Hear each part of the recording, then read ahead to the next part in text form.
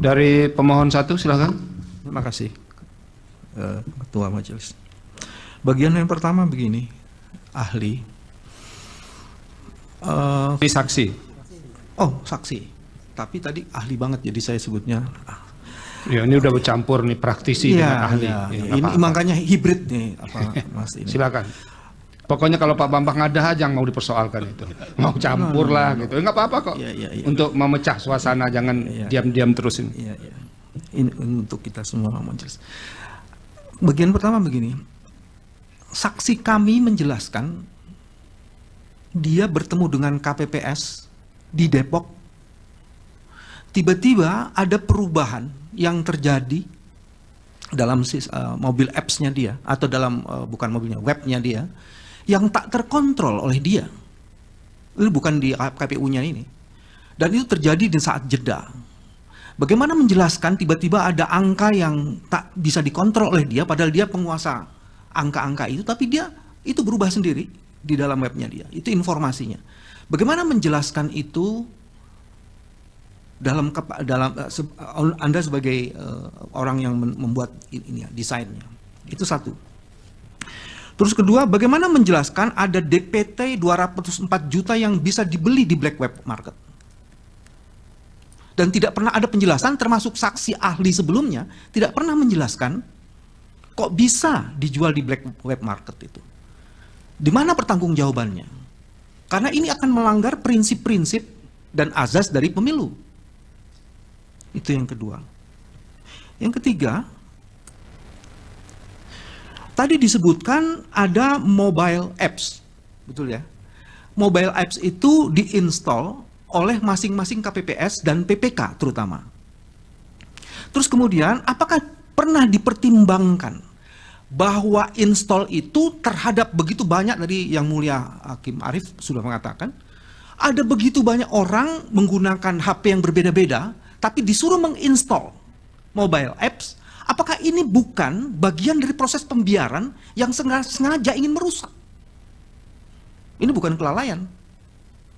Kan ada dibikin arsitekturnya. Apalagi untuk daerah-daerah di Pegunungan Tengah sana. Problem untuk Pegunungan Tengah adalah karena tidak ada wifi-nya, signalnya, baru di tingkat PPK difoto. Pertanyaan saya, apakah ada jaminan yang difoto itu hasil yang tidak pernah diubah? Apa jaminannya?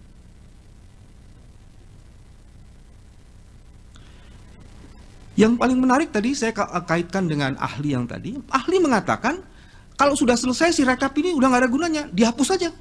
Apakah ini tidak melanggar undang-undang kearsipan? Data itu perlu dilihat supaya kita bisa terus menjaga akuntabilitas dari proses itu. Mungkin kalau ini bisa dijawab. Nah, yang selebihnya adalah kami pernah membuat surat kepada KPU, bahkan yang terakhir tanggal 12 Februari, untuk dilakukan audit IT. Karena saya ingin lanjutkan ke pertanyaan saya. Saksi, apakah sebagai desainer Anda meyakini desain yang Anda bikin itu sama sekali tidak punya cacat? Dan audit itu menjadi sesuatu yang sangat penting untuk mengkonfirmasi dan memvalidasi apakah ada cacat yang dibangun dalam sistem itu. Kalau yang menjelaskan pembuatnya sendiri, tentu dia akan mengatakan saya hebat-hebat aja. Tapi kenapa itu tidak dilakukan audit padahal itu berkali-kali diminta? Kenapa menurut saudara? Apakah saudara tidak mau diaudit? Atau KPU-nya yang tidak mau diaudit? Atau dua-duanya? Cukup Pak Bambang, ada yang lain? Ada bukti di 151 majelis yang akan menjelaskan. Kami minta kepada KPU, kami minta kepada Bawaslu untuk dilakukan audit. Surat ya? Untuk menjaga itu. Ada di bukti P151. Oke, nanti kita lihat. Terima kasih. Pak Refli silakan. Iya, terima kasih Yang Mulia.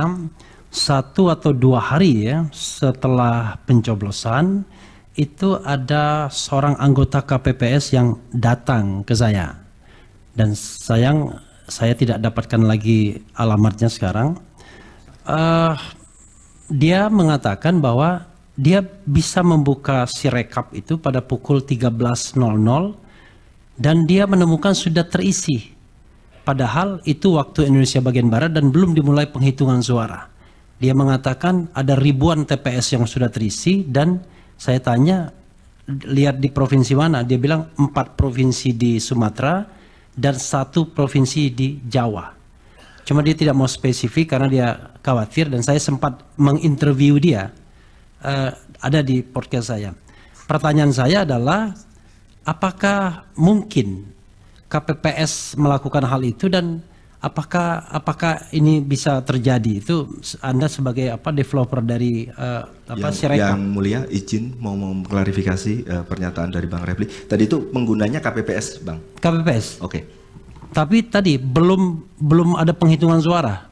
Dia mengatakan pada pukul 13 dia akses itu, dan ada suara dari waktu Indonesia bagian barat. Kemudian pada tanggal 15 Februari, 1 hari setelah pencoblosan, ketua KPU atau KPU mengatakan bahwa mereka berhasil katakanlah menemukan kesalahan pindai, kesalahan angka itu dia bilang cuma waktu itu di 2325 tanggal 15 Februari. Tapi pada tanggal 27 Februari tidak cuma lagi, kesalahannya itu sudah 154.541. Nah, Anda sebagai developer Sirekap ini, kira-kira Anda puas nggak dengan kesalahan yang luar biasa itu? Secara teknis gimana menjelaskan ada kesalahan yang luar biasa yang tadinya diklaim cuma, walaupun kita bilang cuma kok ribuan, tapi ini ratus ribuan. Dan jangan lupa bahwa kita tidak tahu perkembangan selanjutnya karena itu per 27 Februari. Jadi masih lama dari 20 Maret. Terakhir, sekali lagi yang soal kerahasiaan tadi, yang ada surat keputusan KPU yang mengecualikan Sirekap ini sebagai informasi. Dan itu muncul ketika ada yang namanya organisasi namanya Yakin, itu meminta menyengketakan informasi di KIP, Komisi Informasi. Dan tiba-tiba muncul surat itu tertanggal 17 Maret, padahal mereka bersengketa sebelum tanggal 17 Maret tersebut. Ya, ketika proses sengketa terjadi, muncul pengecualian informasi itu. Kenapa? Apakah Anda khawatir atau ada rahasia yang harus disimpan atau bagaimana tentang Sirekap ini? Makasih Yang Mulia. Terima kasih. Pihak terkait silakan. Maaf, pemohon nomor 2. Makasih Yang Mulia. Ada judul slide-nya berintegritas. Dan ada beberapa hal yang dijelaskan di situ. Saya tidak akan mengulangi itu. Tapi saudara mengatakan bahwa yang diinginkan adalah kebenaran mutlak di TPS. Kalau saya tidak salah. Nah tentu ini yang kita inginkan semuanya. Ya. Karena kesalahan itu bisa diperbaiki menurut Anda. Karena mungkin saja ada kesalahan. Ya. Nah ketika Anda bicara mengenai metadata itu disimpan di satu tempat yang terpisah, ya, tidak accessible, ya, tidak bisa diakses. Nah, sepengetahuan saya metadata itu tidak bisa diubah, tapi Anda mengatakan bahwa metadata itu bisa diubah, kalau saya tidak salah. Ya. Nah, Anda juga bicara mengenai batching. Batching ini kan kalau saya tidak salah mengerti, ya penginputan yang bertahap, ya, yang dilakukan, ya. Data itu tidak dimasukkan sekaligus. Kalau Anda bicara mengenai batching, saya tolong dikoreksi kalau saya salah. Tapi itu kesan saya. Ya.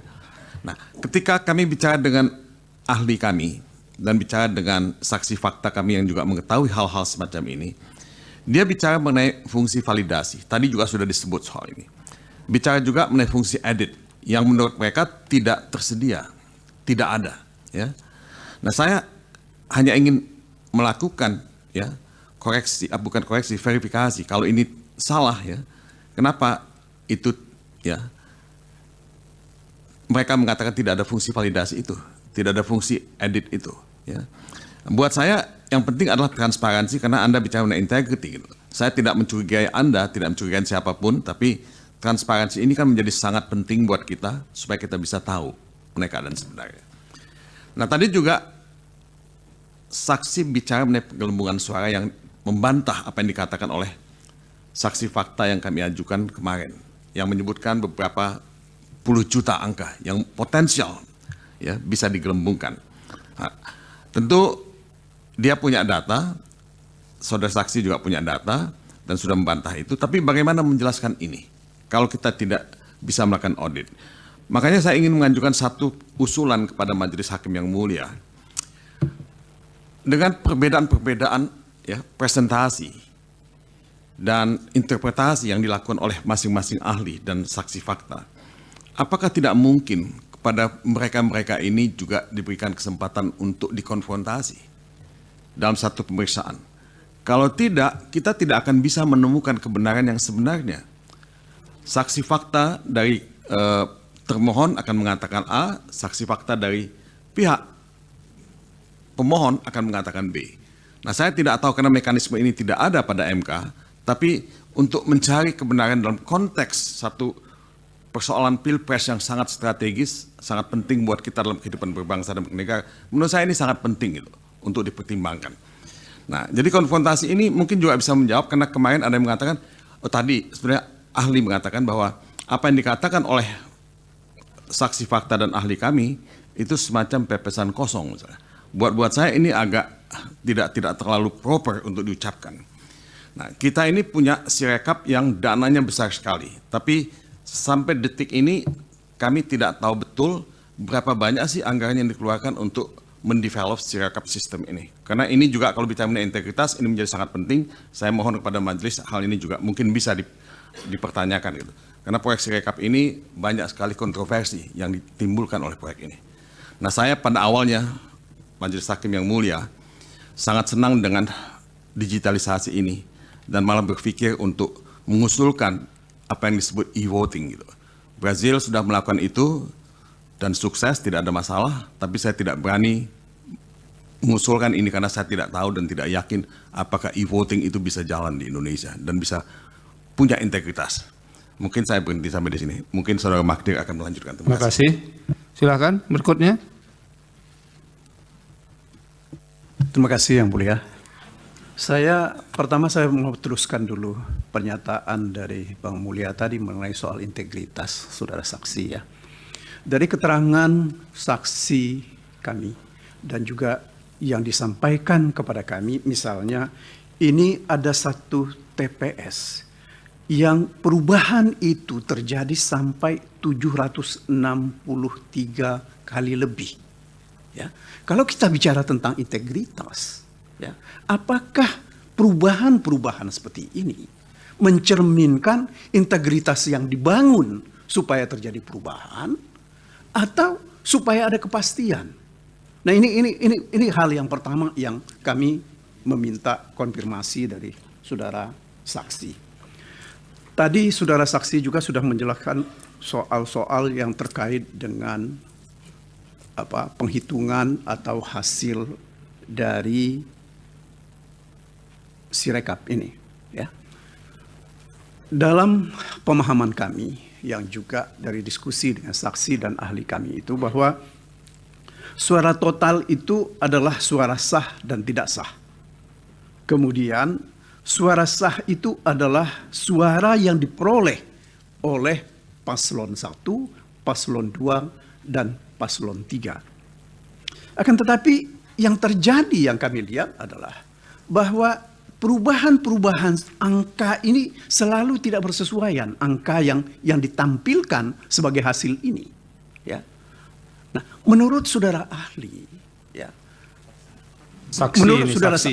menurut saudara saksi, apakah ini salah satu bentuk integritas dari program yang saudara bangun? Atau sekali lagi, ini adalah untuk menyembunyikan sesuatu? Itu yang kedua.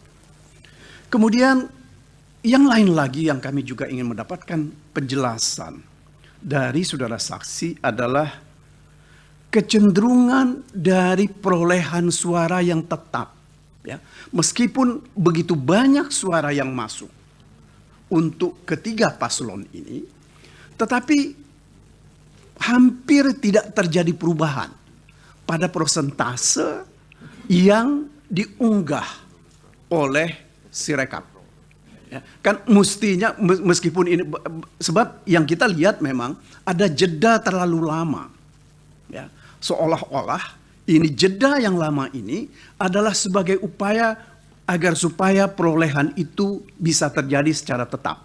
Ini yang membuat orang juga sangat mencurigai ya fungsi dari penyalahgunaan fungsi dari Sirekap ini. Yang ketiga, saya ingin juga meminta komentar atau pendapat keterangan dari saudara saksi. Kalau saksi dan ahli kami kemarin mengatakan bahwa total perubahan itu terjadi pada 441.453 dan terjadi pada 244.533 TPS. Ini bisa dibuktikan jejak kaki dari perubahan-perubahan itu. Nah, misalnya ditemukan perubahan C1 lengkap. Kemudian penghapusan suara juga terjadi untuk paslon. Ada yang hilang, kemudian ada yang muncul lagi, kemudian ada yang hilang lagi, dan seterusnya seperti itu yang terjadi. Nah, kemudian ada juga yang terjadi adalah penghapusan dalam suara sah. Ya. Situasi ini, ya, apakah ini karena human error, ya, atau programnya ini yang memang, ya, kendalinya tidak dikendalikan untuk kebaikan. Yang terakhir, saya ingin juga tahu supaya ini juga tidak menimbulkan fitnah. Ini kan berkali-kali dikatakan oleh beberapa pihak. Server ini ada di Singapura, bahkan ada yang mengatakan ada di China. Ya. Saya kira ini tolong saudara saksi tegaskan apakah memang seperti itu. Ya, dan kalau itu yang terjadi, yang mengontrol server ini siapa? Terima kasih Yang Mulia.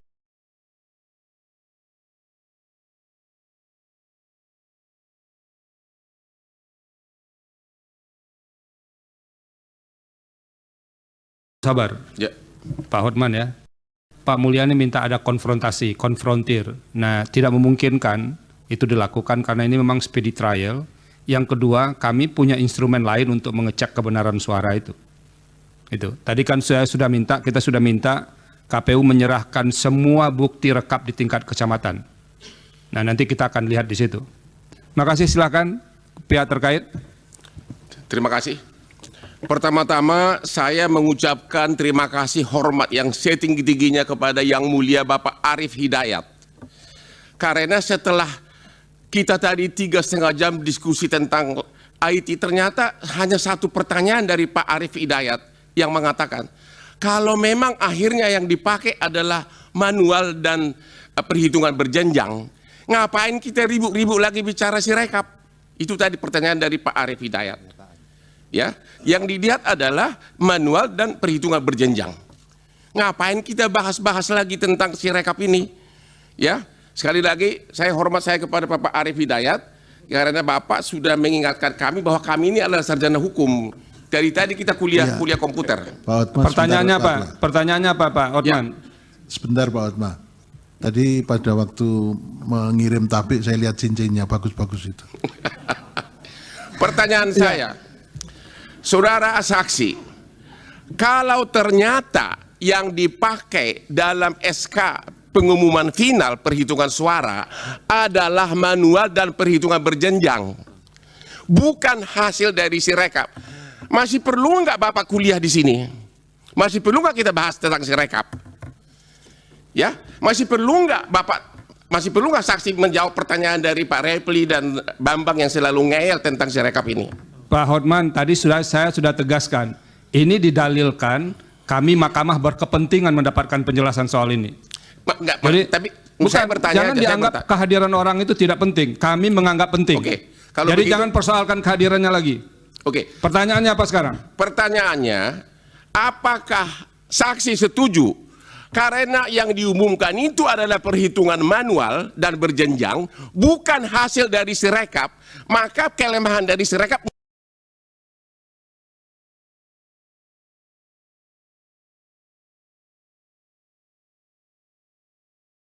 keliru juga nih. Sama yang Silakan. majelis, Baik, Yang Mulia. majelis Cukup, satu lagi. cukup, Saya cukup Pak Bambang. pernyataan ngeyel itu juga nggak pantas diucapkan. di sini. Sudah saya sampaikan tadi. Silakan. Hotman. Baik, terima kasih Yang Mulia. Ya, saya bisa memaklumi situasi seperti ini. Tetapi karena memang kenyataannya Yang Mulia memang membutuhkan informasi tersebut, tentunya kita harus gali lebih lanjut. Dan tadi meskipun sudah dijelaskan bahwa memang ternyata setelah dijelaskan bahwa Sirekap itu bukanlah menentukan